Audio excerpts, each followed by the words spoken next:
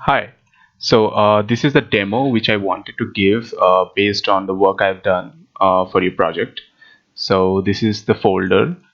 This contains data, and this is the final Excel. This is the Excel file, and this is the corresponding Python code. And yeah, so so let's go to the data first. Yes. So this is your the data which you gave. The first sheet contains all those.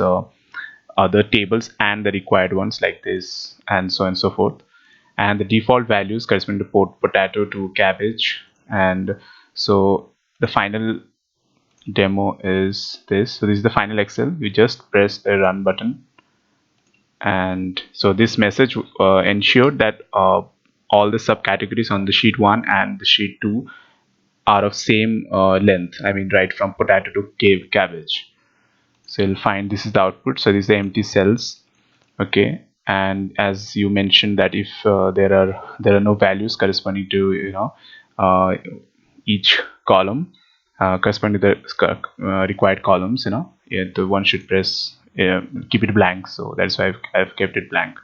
So yeah, so this is the final output. Yeah, so I have added a button as well. So if you want that, that there is no message popping, so I can remove that as well. So yeah, that's it.